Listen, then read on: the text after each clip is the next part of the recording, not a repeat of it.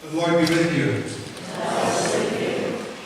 So on the front cover, you can see our theme of the day, which is overfed and undernourished. And this man that we've encountered in this morning's gospel is one of those who is overfed with possessions, yet he's still longing for something in his soul. He's still looking for something deep within that he is yet to find. He's yet to be nourished. He's overfed and undernourished. We in this Crystal Lake area, we have opportunities to fill our lives. We have opportunities to feed ourselves beyond what most of the world has. And if we have time, we can feed ourselves with going to a play at the Row, then turning around and going to the movie theater, and then maybe finishing off with our bowling league at night before turning home to watch one of 5,000 channels on our television. And then as we're going to bed, we'll flip through and check out the news, and I'm just as guilty of it myself to read through it and to fill every moment of our time with something. The list goes on for what's available to us. The question is, though, these activities which are filling up our schedules, filling up our lives, actually nourishing us, nourishing our minds and our souls? Are we, in fact, overfed and undernourished? It was several years ago that I was at a rescue mission, and I mentioned to a colleague in confusion observation that I had, which was that several of these men were quite, it seemed, large and obese and overfed. I mean, because here we were at a homeless shelter, and they were only getting like one meal a day, and yet they were hugely overweight. My colleague in response observed, he said, they're getting a ton of calories, they're getting a lot of calories, but yet their diet is limited to some very cheap foods, cheap carbohydrate, and so it's not a well-balanced diet. It's not well-balanced with nutritional diversity. In essence, these men were all overfed and undernourished. And this concept of being overfed and undernourished doesn't have to simply go to around food, but this idea can play into a lot of other areas in our lives as well. We are undernourished because we have found ways to outsource our needs, found ways so our lives are never fully complete. We are undernourished in our relationships. We have several, but none go that deep. Undernourished in our relationship with God, where we don't necessarily take that time to connect. We recognize that being undernourished by all this, so we fill that undernourishment with a full schedule. Or we chase after, like the man in our gospel lesson today, stuff or possession, but we never quite seem to be satisfied with what we have. And our Ezekiel text this morning warns against this when the prophet tells the Israelites, moreover, I swore to them in the wilderness that I would not bring them into that land that I had given to them, a land flowing with milk and honey, an abundance, the most glorious of all lands, because they rejected my ordinances and did not observe my statutes and profaned my Sabbaths. For their hearts went after their idols. Idols, if you remember, are those things that gather and capture our attention, keep us held, keep our attention. And so Ezekiel is starting to describe how we're overnourished and underfed with the ways that we use our time, with the way that we have to build friendships and relationships, with the way that we chase after things that we can quite honestly have little use for, only causing us to be undernourished. We're overfed and undernourished, and as that scale on our front of the bulletin shows, and it starts to creep up. We do not necessarily find health again. And so we hit the old ways, wanting more and wanting more. And the problem is, if we keep doing the same thing, we're going to end up with the same results. Or if nothing changes, nothing changes. Now, keeping with the overfed and undernourished concept, I just want to share a story about myself and how at times my clothes get a little tighter from time to time. And yes, currently, according to the CDC website, I am overweight, not by much, but and there's a reason why health insurance companies used to charge a little extra for being a little extra on the weighty side. And that was all before Obamacare. But here's the thing real quick, I want to throw this caveat in there. This isn't for me to have you tell me, oh no, Pastor, you look fine. It's what I want to tell you next about the process that draws a connection to this overfed and undernourished thing, and how we might find nourishment for our souls. You see, it was about 9 months ago that I was approached by our health insurance company that said, you know what, your waistline's a little big, so let's see if we can enroll you into essentially a behavior modification program.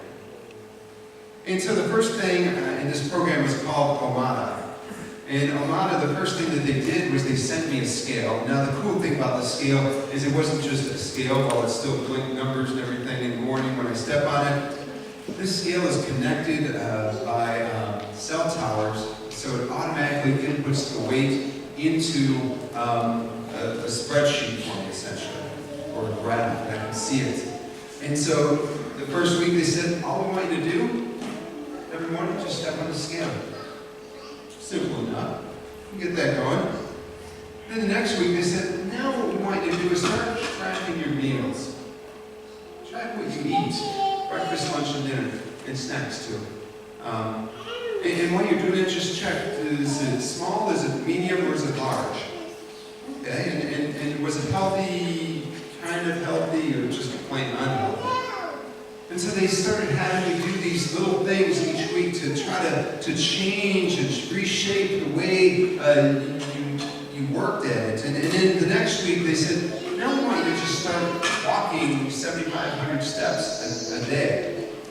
And so you start working into these different small modifications, these small steps, trying these new things.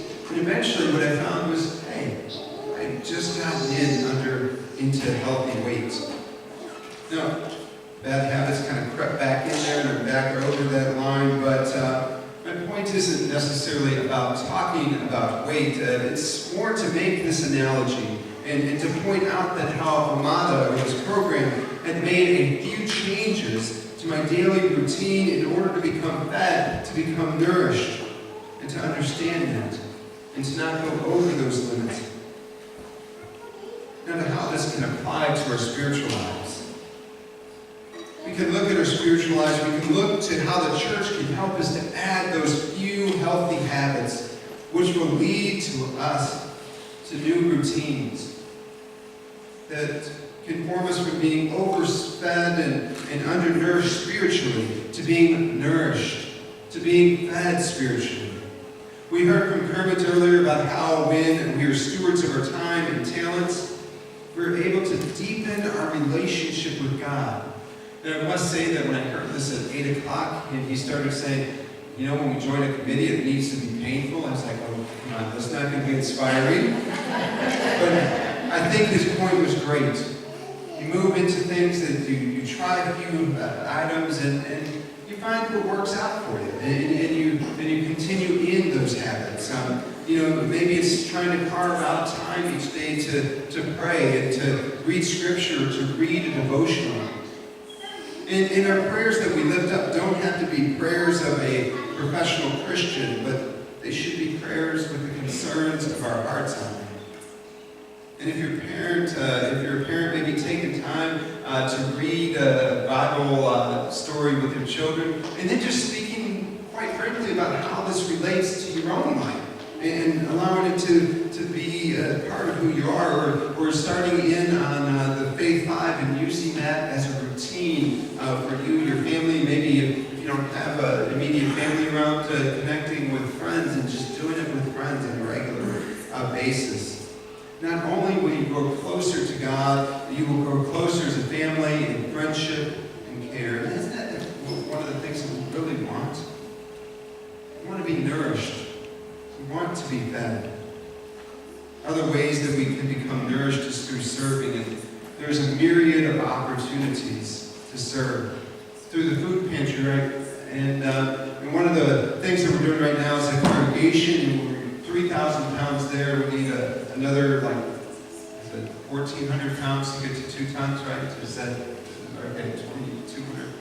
Anyway, we need over 1,000 more pounds of food to make our goal. And so a habit might be, serving in the grocery store, just remembering to grab an extra can or a bag of flour to bring each week for the food pantry. Or to help serve at Feed My Starving Children, and next time it comes up, or just going on your own. We can even come here and serve at the church by mowing the lawn or caring for a garden bed or trimming bushes. I mean, this is work for God. These are opportunities for us to kind of do this work and see how God is at work through us to deepen our relationship with God. And this work isn't about trying to gain God's promises, God's grace, but because of God's grace and God's promises. Our works are out of a response for what God has already done for us. And our works, when we start to do them, draw us closer, feed our hearts and our souls, nourish us. It fills that hunger that we have. During this month of September, you are encouraged to feed and nourish your soul by picking 2 things that will feed and nourish so that we can focus on a relationship with God and build and grow and fill the hunger from within that we have to serve. You're called upon, you're challenged to pick 2 items from the list of a myriad of things. And again, as Kermit pointed out, these things don't need to be painful. You try, maybe picking up a can and it's kind of painful to go through it and to bring it in. Maybe that's not the right thing for you. Or to try a committee that doesn't necessarily fit, but then go into one that does fit. And saying, this works. Or we're going to feed my starving children. This feels right. These are opportunities to grow our faith and our commitment. And so check out the list and try something, anything. As we're going to sing, our next song is Do Something. And so we're encouraging everyone to just do something. To pick 2 ways in which to grow spiritually, maybe at home, or maybe through serving, that might help deepen their relationship. To grow with our relationship with God, to grow in our relationship with one another. And so the question really is, how might you start a new habit or do something to move from being overfed and undernourished to being nourished as God's forgiven children? Amen.